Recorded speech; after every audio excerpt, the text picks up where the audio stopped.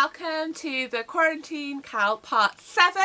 So close to the end, and actually if you're doing the cushion or the blanket, today will be your last instalment. If you're doing a jumper, I've got one more session for you, and today we're going to be learning how to do our big block from our motifs.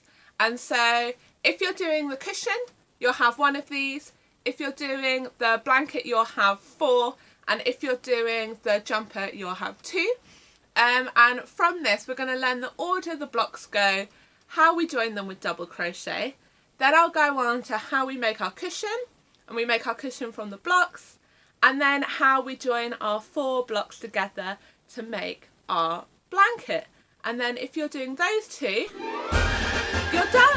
Woo! So I'm now going to spin you around. So grab all your blocks, grab your joining colour, and I'm going to show you how to double crochet join them together. So we're first going to take our block 1, and that's our granny square block, and I've got some black to join it in and my hook. And then you want to grab your TV tester stripe, and we're going to join these 2 together first. You're going to want to make sure that we've got right sides facing, and we're just going to be joining the rainbow stripe edge to the edge of your granny square. If you're not used to double crochet joining, you might want to evenly, just with some either stitch markers or little safety pins, pin it across so we can evenly join it.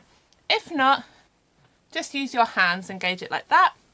So we're going to take our yarn, put it on our hook, and the reason we've done this black edge means we can double crochet join it and you're not going to see it. So just remember, this join you want to be on the wrong side of your blanket, and I'm going to take my hook and I'm going to go through that top corner on my rainbow stripe, and then I'm going to go through that top corner on my granny square, so through both, and I'm going to join them together by double crochet joining through both.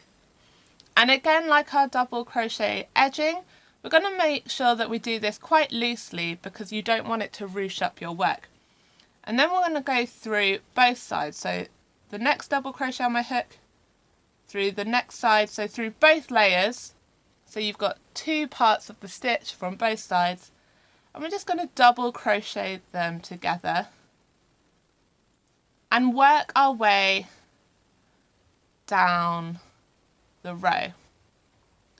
The reason I said that we could use stitch markers or safety pins is that your piece probably won't fit quite 1 for 1. So if you're joining through every pair of stitches, it might not quite line up. So pinning it in place will just help us spread, and then you're just going to evenly want to join it, and make sure you go through both sides of the stitch, and you're going to want to do that and work all the way down that edge.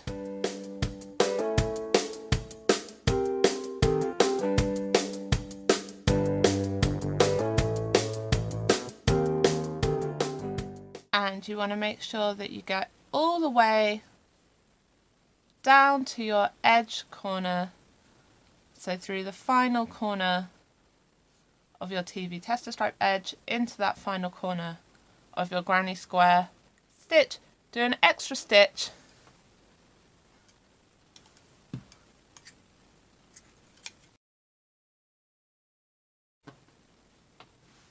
you can now see that if we open that out, we've just got a really nice invisible join of those 2 sections. You're going to want to repeat that process by folding, joining on the wrong side and opening out your 3 square motifs into a strip. You want your spot square, then your half and half, and then your multi-block in a row. Join those, and now we're ready to move those up and join them onto our second block. And here, these 2 you want to line up. So again, put right sides together. This seam here with your spot square should line up with the width of your TV tester stripe. Lay them right sides facing, and we're going to double crochet again across this edge. Remember, if you want to make sure that you ease it in evenly, to pin this or to use stitch markers to help. So just join in your corner and we're going to double crochet across.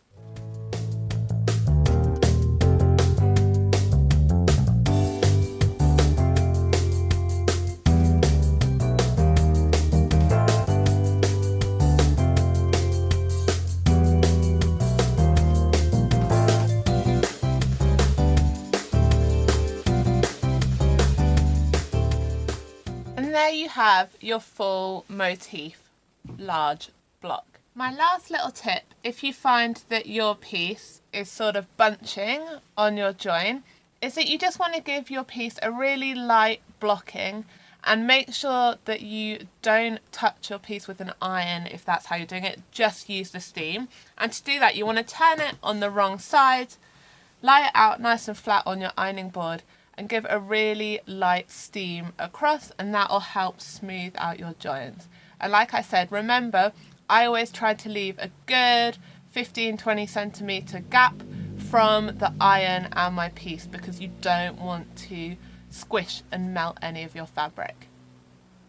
And there you have your full motif large block. I'm now going to show you how we fold that to make the cushion, and how we join these together to make our blanket. So to get our cushion shape, I'm now going to show you how we fold that one block to make this shape. So you want to take your block and you want to fold it in half like a rectangle. Then with your double crochet, you're going to join down each side, and then from that you're going to make sure that that was on the wrong side, so your right sides were together.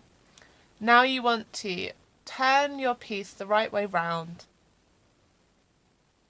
and you're going to fold it the opposite way. So pull the corners out, and this is how you'll get your cross front for your cushion. You want to grab a cushion inner. This square should fit a standard 45 centimetre square cushion.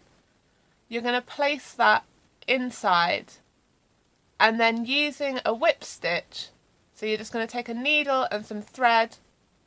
You want to use the same colour yarn for your thread as your join, and you're just going to sew over through each side the whole stitch across that diagonal across the whole middle, and there you'll have your cushion. To make your blanket, you're going to want to join 4 of your squares together in a big block and just twist them round to make the pattern. Then once you've got them, you're going to want to grab your piece and give yourself another row of double crochet in your join colour, so mine's black, around the whole piece just to smoothen off your joins. And then use any of your scrap to create a border. And I've just done my border here in trebles and double crochet. So I've got 4 rows of treble and then 3 rows of double crochet, but you can make to whatever size you want. And just go 1 into each stitch, and then in the corners I've got 2 trebles, 2 chains, 2 trebles to just increase with your piece. And then that's your blanket done. So for those of you that are making your blanket or your cushion, I hope you're happy with your final piece. Thank you so much for joining me for this Quarantine CAL. I've had so much fun, and I'm so glad I could share this pattern with you all and take you through it step by step. I've been loving your Instagram updates and seeing all your different colourways. And now you've all got your cushion or your blanket, or maybe you've liked it so much that you've done both. I've got one more session for you guys making the jumper coming up and how we add our sleeves in. But yeah, just wanted to say a massive thank you if you're leaving now for joining me, and if you want another little project to work along with, during lockdown if it's still going on in your area, or if you just want some crafting. Next week I'm starting the Rainbow Stitch Challenge along with Jade, co-founder of Will and the Gang, and Zena, Hot Zena on Instagram. And we're going to be just doing a fun rainbow project, learning a different stitch every day starting Monday. So you can tune in for that. Thanks so much for joining for the Quarantine Cal. Thanks, bye!